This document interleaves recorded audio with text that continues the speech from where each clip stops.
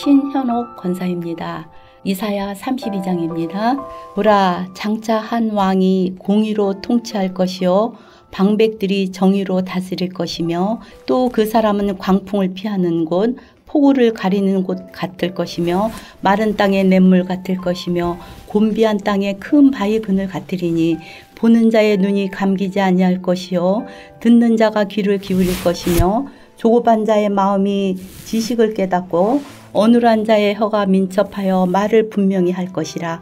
어리석은 자를 다시 존귀하다 부르지 아니하겠고 우둔한 자를 다시 존귀한 자라 말하지 아니하리니 이는 어리석은 자는 어리석은 것을 말하며 그 마음에 불의를 품어 간사를 행하며 패역한 말로 여호와를 거스르며 줄인 자의 속을 비게 하며 목마른 자에게서 마실 것을 없어지게 함이며 악한 자는 그 그릇이 악하여 악한 계획을 세워 거짓말로 가련한 자를 멸하며 가난한 자가 말을 바르게 할지라도 그리 함이하거니와 존귀한 자는 존귀한 일을 계획하나니 그는 항상 존귀한 일에 서리라.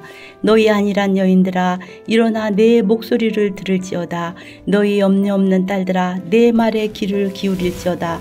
너희 염려 없는 여자들아 1년 남짓 지나면 너희가 당황하리니 포도 수확이 없으며 열매 거두는 일이 이르지 않을 것임이라. 너희 안일한 여자들아 떨지어다. 너희 염려 없는 자들아 당황할지어다.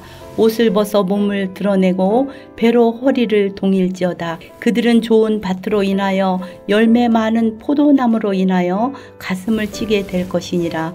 내 백성의 땅에 가시와 찔레가 나며 희락의 성읍 기뻐하는 모든 집의 날이니 대저 궁전이 폐함바되며 인구 많던 성읍이 적막하며 오벨과 망대가 영원히 구렬이 되며 들나귀가 즐기는 곳과 양떼의 초장이 되려니와 마침내 위에서부터 영을 우리에게 부어주시리니 광야가 아름다운 밭이 되며 아름다운 밭을 숲으로 여기게 되리라.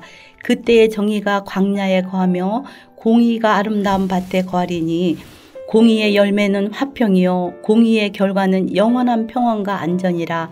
내 백성이 화평한 집과 안전한 거처와 조용히 쉬는 곳에 있으려니와 그 숲은 우박에 상하고 성읍은 파괴되리라. 모든 물가에 씨를 뿌리고 소와 나귀를 그리로 모는 너희는 복이 있느니라. 아멘. 하늘에 계신 우리 아버지여, 이름이 거룩히 여김을 받으시오며 나라가 임하옵시며 뜻이 하늘에서 이룬 것 같이 땅에서도 이루어지이다. 오늘날 우리에게 일용할 양식을 주옵시고 우리가 우리에게 죄 지은 자를 사하여 준 것 같이 우리 죄를 사하여 주옵시고 우리를 시험에 들게 하지 마옵시고 다만 악에서 구하옵소서. 대개 나라와 권세와 영광이 아버지께 영원히 싸움나이다. 아멘.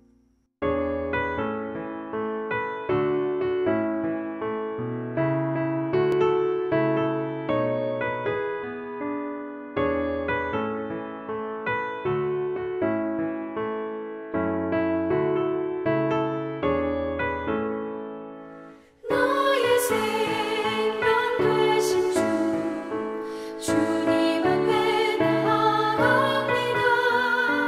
주의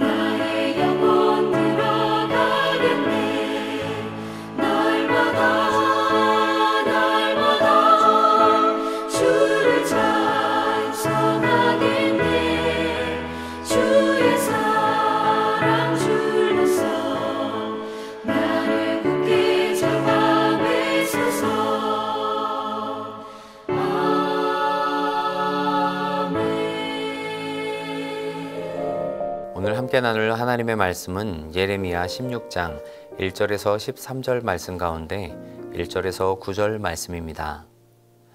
여호와의 말씀이 또 내게 임하여 이르시되 너는 이 땅에서 아내를 맞이하지 말며 자녀를 두지 말지니라. 이곳에서 낳은 자녀와 이 땅에서 그들을 해산한 어머니와 그들을 낳은 아버지에 대하여 여호와께서 이와 같이 말씀하시오니 그들은 독한 병으로 죽어도 아무도 슬퍼하지 않을 것이며 묻어주지 않아 지면의 분토와 같을 것이며 칼과 기근에 망하고 그 시체는 공중의 새와 땅의 짐승의 밥이 되리라. 여호와께서 이와 같이 말씀하시되 초상집에 들어가지 말라. 가서 통곡하지 말며 그들을 위하여 애곡하지 말라. 내가 이 백성에게서 나의 평강을 빼앗으며 인자와 사랑을 제함이라. 여호와의 말씀이니라. 큰 자든지 작은 자든지 이 땅에서 죽으리니 그들이 매장되지 못할 것이며 그들을 위하여 애곡하는 자도 없겠고 자기 몸을 베거나 머리털을 미는 자도 없을 것이며 그 죽은 자로 말미암아 슬퍼하는 자와 떡을 떼며 위로하는 자가 없을 것이며 그들의 아버지나 어머니의 상사를 위하여 위로의 잔을 그들에게 마시게 할 자가 없으리라. 너는 잔치집에 들어가서 그들과 함께 앉아 먹거나 마시지 말라. 만군의 여호와 이스라엘의 하나님께서 이와 같이 말씀하시니라. 보라, 기뻐하는 소리와 즐거워하는 소리와 신랑의 소리와 신부의 소리를 내가 내 목전 내 시대에 이곳에서 끊어지게 하리라. 오늘도 하나님께서 붙드시는 평강의 은혜가 성도들 가정에 함께하기를 축복합니다.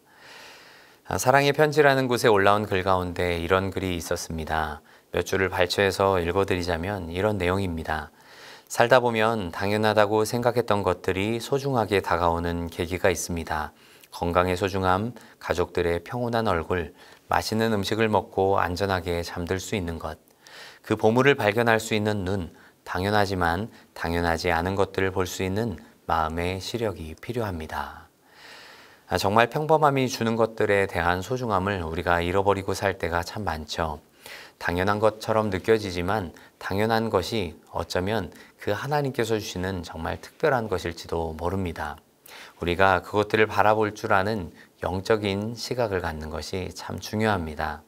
오늘 본문 말씀 보면 하나님께서는 예레미야 선지자로 하여금 하나님의 말씀을 대언하는 것 말고 행동을 통해서 뭔가를 보여주라고 말씀합니다. 이것을 가리켜서 상징 예언이라고 말하죠. 2절에 너는 이 땅에서 아내를 맞이하지 말며 자녀를 두지 말지니라. 또 5절 이하의 말씀을 보면 초상집에 들어가지 말라. 가서 통곡하지 말며 그들을 위하여 애곡하지 말라고 말씀합니다. 그리고 8절에는 잔치집에 들어가서 그들과 함께 앉아 먹거나 마시지 말라고 말씀합니다. 예레미야에게 하나님께서 특별한 행동을 통한 예언, 즉 상징 예언을 말씀하신 곳은 예레미야서를 통하여서 총 3번에 걸쳐 등장합니다. 먼저 우리가 살펴보았던 13장에 나오는 허리띠 상징 예언이 있죠. 띠를 사서 허리에 띠고 유브라데로 가서 물가에 감추고 또 가서 띠를 가져오라고 말씀합니다. 당연히 강가의 습한 환경 때문에 띠가 썩어버리고 말았습니다. 그리고 앞으로 18장에 나오는 토기장이의 비유, 상징 행동도 우리가 잘 알죠. 이와 같은 행동은 하나님과 이스라엘 백성들의 관계를 나타냅니다. 또 이스라엘 백성들의 현재 모습, 앞으로의 결과까지도 보여주시는 상징적인 예언입니다. 중간에 있는 것이 오늘 본문 말씀입니다. 결혼도 하지 말고 자녀도 낳지 말라고 성경은 말씀합니다. 당시 고대 문화에서 아내를 맞이하고 자녀를 낳는 것은 일상에서 너무나도 당연하게 생각되는 일입니다. 그리고 또 신앙적으로 볼 때에도 하나님의 큰 축복입니다. 당시 독신이라는 것은 거의 전례가 없는 일이기 때문에 구약 성경에서는 이를 표현하는 히브리어조차도 찾아볼 수가 없습니다. 반대로 자녀를 출산하지 못하는 경우엔 당시에 큰 불행으로 간주했죠. 그렇기 때문에 성경에 아브라함과 사라의 경우를 보면 여성이 자신의 하녀를 남편에게 들어가게 하여서 낳은 아이를 양자로 받아들이기도 합니다. 당시대에 당연하게 이루어져야 하는 이런 혼인과 또 자녀 출산을 왜 하나님께서는 예레미야에게 하지 말라고 막으셨을까요? 결혼하지 말고 자녀를 낳지 말라는 것까지는 예레미야 개인에 국한된 명령이었습니다. 그러나 이제 예레미야의 상징 예언은 사회적인 관계로까지 확장됩니다. 두 번째 하나님께서 금지하신 것은 초상집에 조문도 가지 말고 거기서 애곡하지도 말라는 것이었습니다. 이어지는 세 번째는 혼인잔치에도 가지 말고 또 그들과 함께 기뻐하지도 말라고 말씀합니다. 이스라엘 백성들에게 이 장례 문화나 혼인잔치는 얼마나 중요한 일상인지 모릅니다. 가족을 뛰어넘어서 마을 공동체가 함께하는 문화가 바로 이런 혼인과 장례입니다. 당시에 상을 당한 초상집을 조문하지 않는 것은 크게 예의에 어긋나는 일입니다. 또한 혼인잔치에 참여하지 않는 것조차도 공동체 가운데서 왕따를 당하는 일이었습니다. 그런데 하나님께서 왜 이런 명령을 내리실까요? 왜 하나님께서는 예레미야 선지자에게 이러한 평범한 일, 일상적인 일들조차도 또 당연하게 해야 하는 이러한 일들을 하지 못하게 막으실까요? 그것은 바로 이스라엘 백성들의 눈앞에 펼쳐진 일들과 이어져 있기 때문입니다. 하나님을 떠난 죄악으로 인하여서 당하게 될 비극적인 상황들이 이러한 상징 예언과 밀접한 관계가 있기 때문입니다. 예레미야가 혼인을 하지 못하고 자녀를 출생하지 못하는 모습은 이스라엘 백성들이 단절될 것을 보여주는 것입니다. 이스라엘 백성 앞에 하나님의 심판과 진노의 칼이 놓여 있습니다. 무서운 전염병 때문에 많은 사람들이 죽습니다. 전쟁에서 죽거나 굶어 죽게 될 것입니다. 심판당할 때 매장할 사람들이 없을 만큼 철저하게 파멸될 것입니다. 예레미야의 이러한 상징 예언을 통해 하나님은 이 사실을 이스라엘 백성들에게 보여주고 계십니다. 장례식과 결혼 예식에 참여하지 못하게 하는 것 또한 마찬가지입니다. 하나님께서 유다를 멸하실 때 그때는 유다 땅에서 누군가가 죽어도 슬퍼하거나 울어줄 사람이 없고 또 거기에 묻어줄 사람도 없습니다. 아무도 이들에게 위로의 잔을 건네줄 수 없을 거라고 말씀하십니다. 하나님께서 기뻐하는 이 신랑 신부의 소리도 그치게 하시고 이 모든 일들을 먼 미래가 아닌 당장 그 시대 사람들에게 일어나게 하실 거라고 강조하고 계십니다. 진정한 삶의 주인인 하나님을 놓쳐버린 이 이스라엘 백성들은 평범한 듯 보이는 이런 일상의 소중함들마저 빼앗기고 잃어버리게 되고 맙니다. 우리에게도 마찬가지입니다. 모든 좋지 않은 일들이 다 하나님의 심판의 결과만은 아닙니다. 하나님의 큰 계획 속에 우리를 두고 인도해 주시는 과정이기도 하죠. 그러나 일상에 하나님께서 베푸시는 은혜가 얼마나 특별한 것이었는지 누리고 살 때는 알지 못했던 것을 하나님의 심판 뒤에야 뒤늦게 깨닫게 되는 안타까움이 있지 않기를 간절히 바랍니다. 우리가 깨어서 주님을 바라보는 가운데 신앙의 모습으로 살아가는 우리 모두가 될 수 있기를 간절히 바랍니다. 우리가 살펴본 이 1절부터 9절까지의 말씀은 하나님께서 예레미야에게 이 상징 행동을 명령하시고 또 그 이유를 밝혀주시는 부분입니다. 그러나 뒤이어 나오는 10절에서 13절 말씀은 이스라엘 백성들의 반응이 나오죠. 이스라엘 백성들의 반응이 참 뜻밖입니다. 10절에 이렇게 말합니다. 여호와께서 우리에게 이 모든 큰 재앙을 선포하심은 어찌 됨이며 우리의 죄악은 무엇이며 우리가 우리 하나님 여호와께 범한 죄는 무엇이냐라고 여호와께 반문하게 될 거라고 성경은 말씀합니다. 이스라엘은 하나님께서 자신들에게 재앙을 선포하는 이유를 알지 못합니다. 이러한 반응에는 자신들이 하나님 앞에 지은 죄가 없다는 인식이 깔려 있는 것입니다.